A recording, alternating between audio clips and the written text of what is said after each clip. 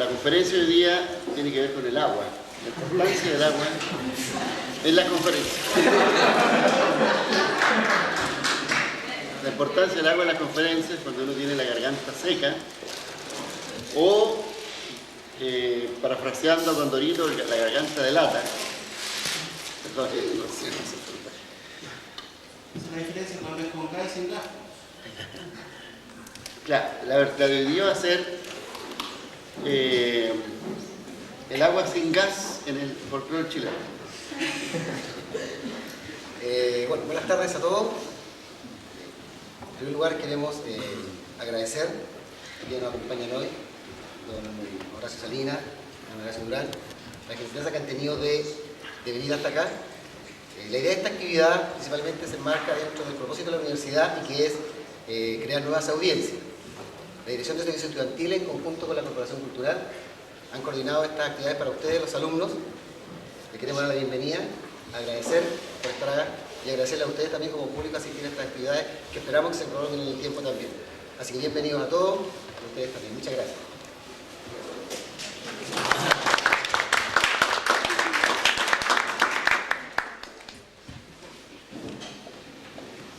Bueno, para introducir este encuentro,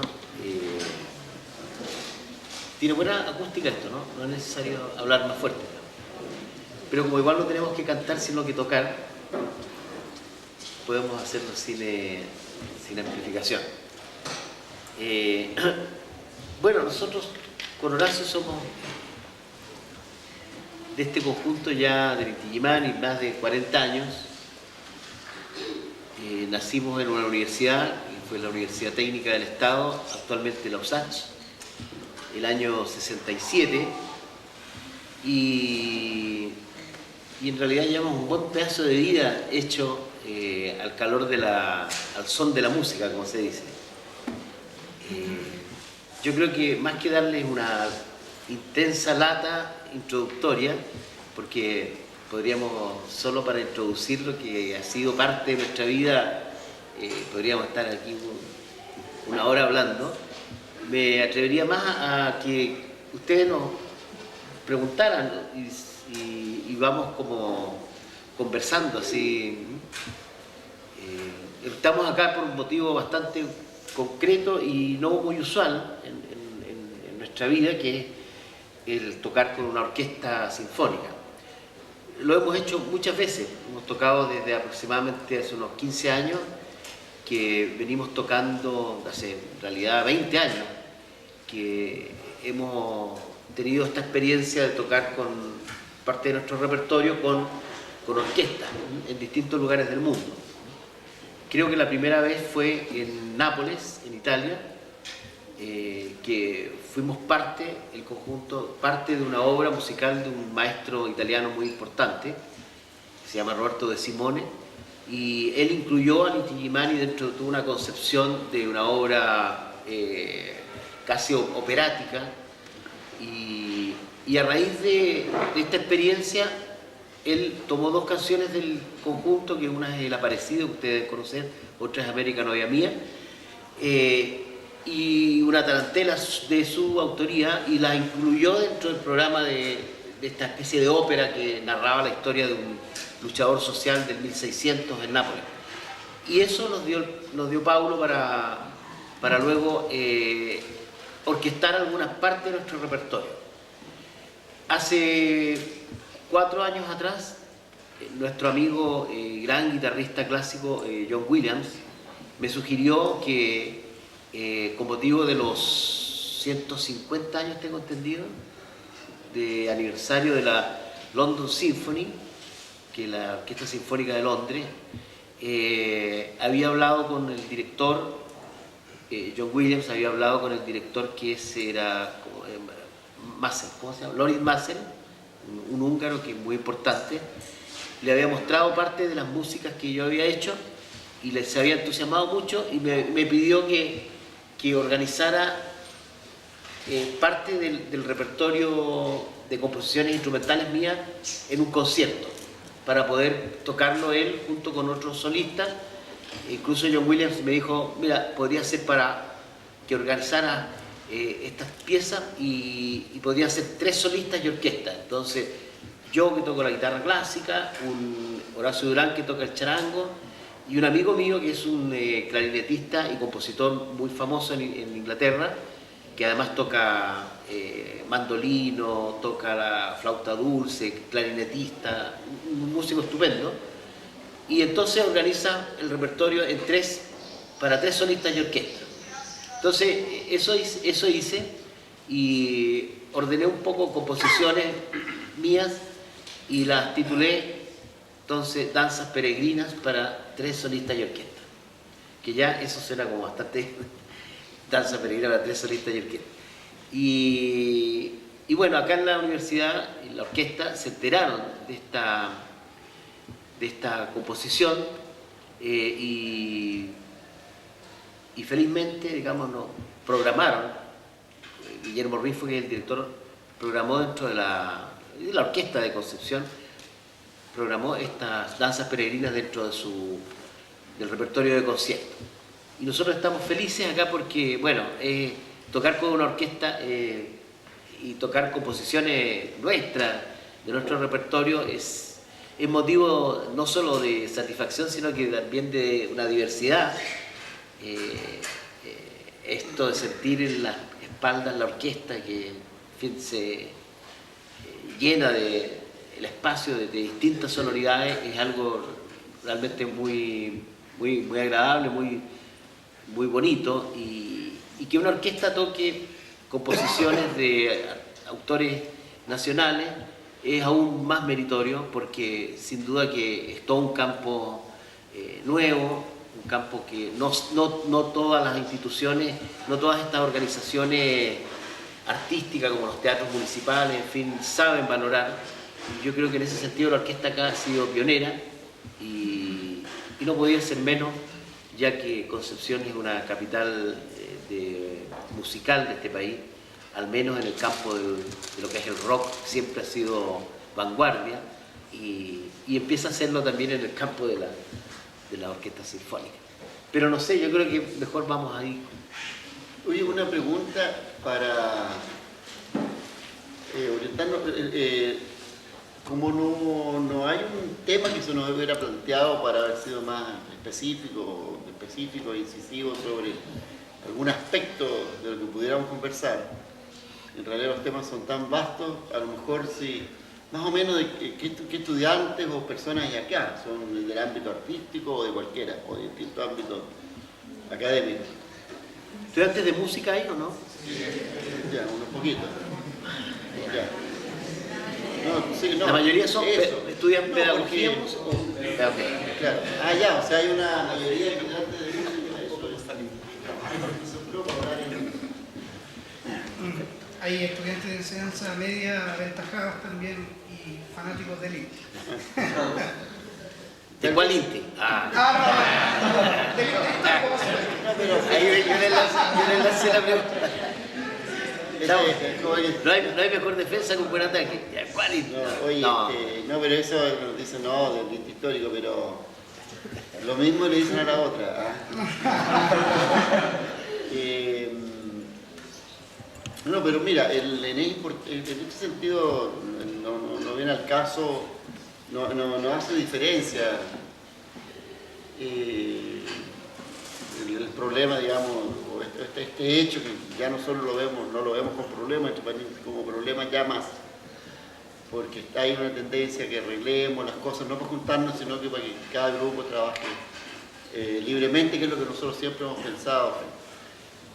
Pero eso no tiene importancia, no viene al caso hoy día, porque yo creo que podríamos centrarnos, ya que hay una franca mayoría de estudiantes de música o interesados en música, en el trabajo del conjunto, el trabajo musical del conjunto, ir más al fondo, no nos quedemos en esta cosa, que al final, si lo miramos, si uno se imagina en perspectiva o si uno ve lo que pasa en los conflictos, en los grupos musicales, específicamente, si uno los ve en perspectiva, al final a nadie le importa que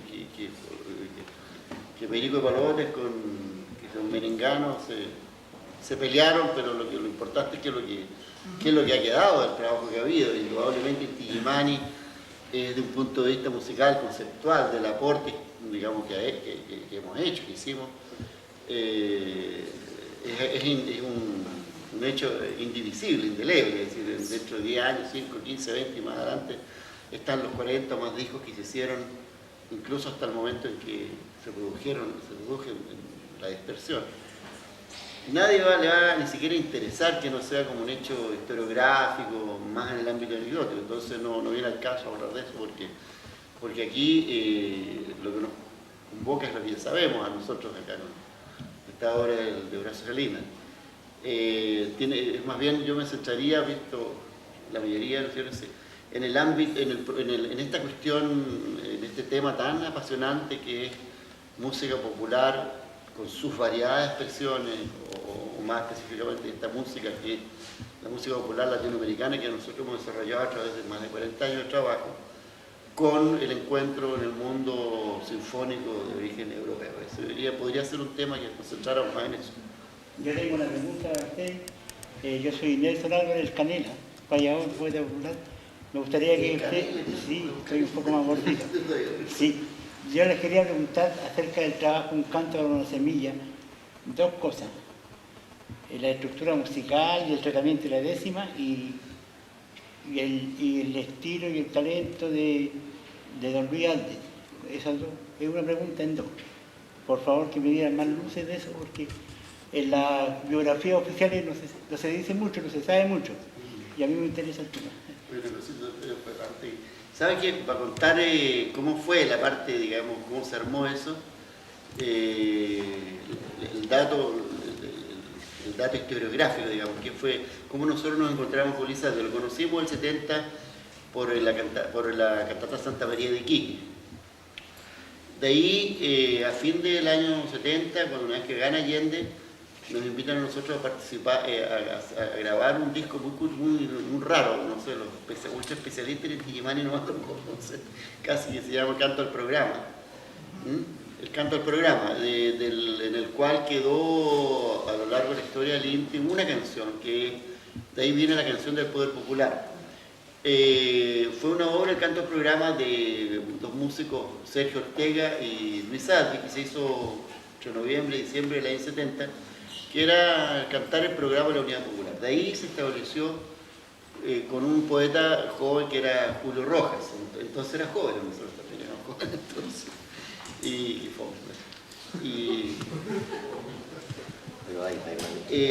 Entonces de ahí se produjo un hecho muy importante que tiene una incidencia, nosotros consideramos con Horacio Salinas, un hecho que tiene incidencia determinante en la decantación y la definición y de quién tal vez estilísticamente o conceptualmente se define así, se produce la maduración musical o el estilo, se define, decanta el estilo Inti Illimani, ¿no?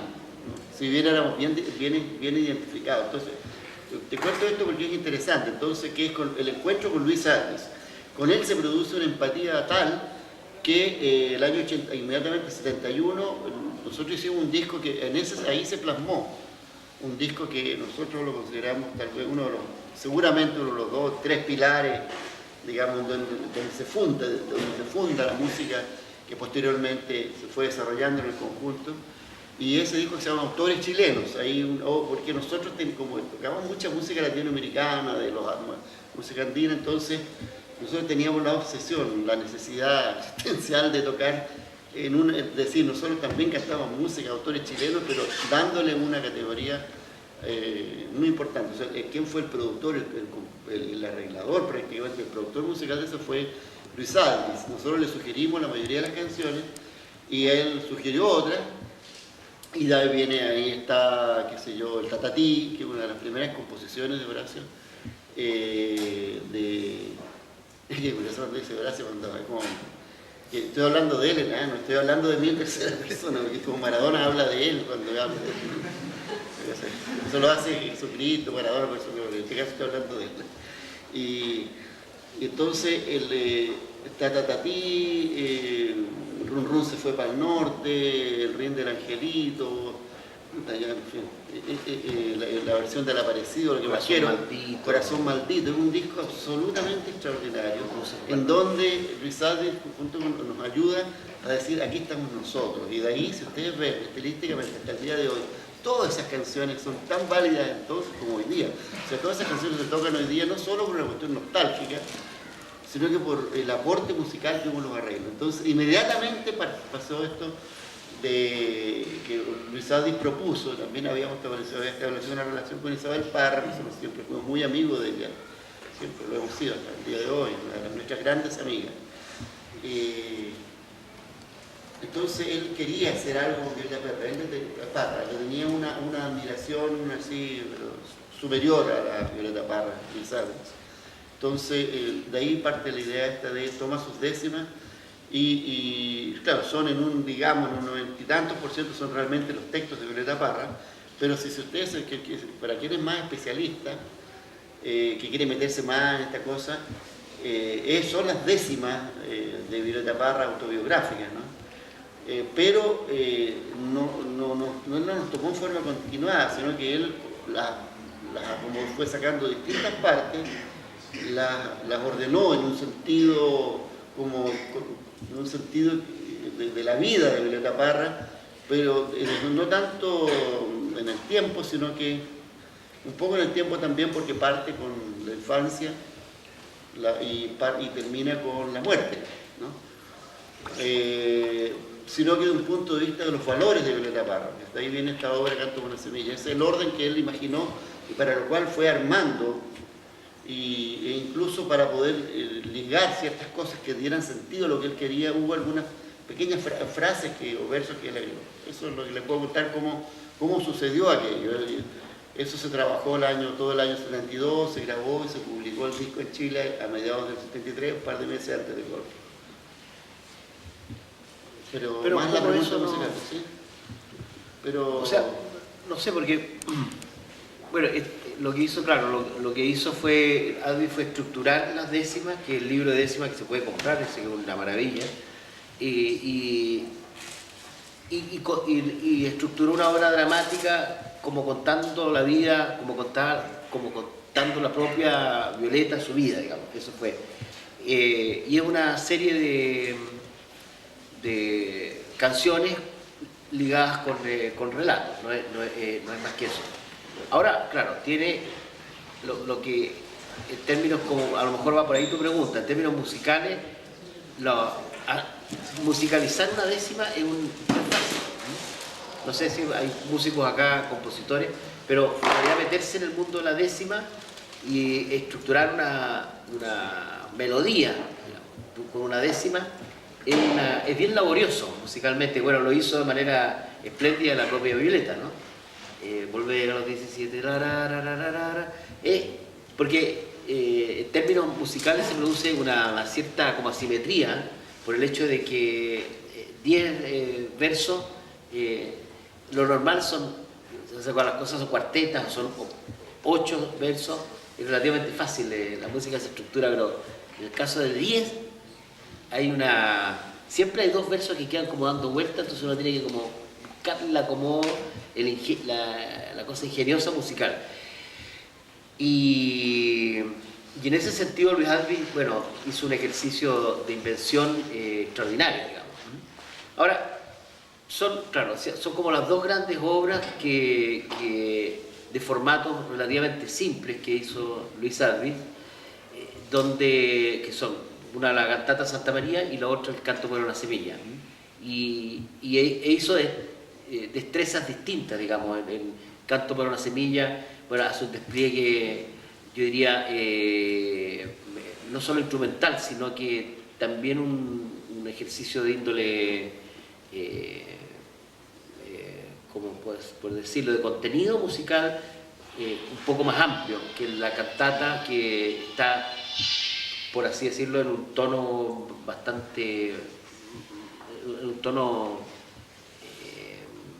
¿cómo decirlo? Algo más, no es pentáfono, pero en general es una estructura musical que se delata rápidamente y que se delata con cierta inmediatez, en la medida que es un rasgo muy característico y extraordinario, y tal vez incluso más dramático, el de la cantata Santa María. Y acá él tuvo mucha más libertad expresiva, eso.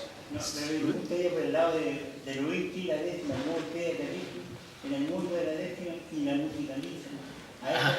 Claro, bueno, de décimas, nosotros, fíjate, estoy pensando así rápidamente, no, creo que musicalizar décimas, La de izquierda, la muchacha rosa, por ejemplo. no, esa de Ese Patricio de Mans. Patricio Mans. Ah, ya. Esa de Patricio Mans. Nosotros, yo creo que con la décima,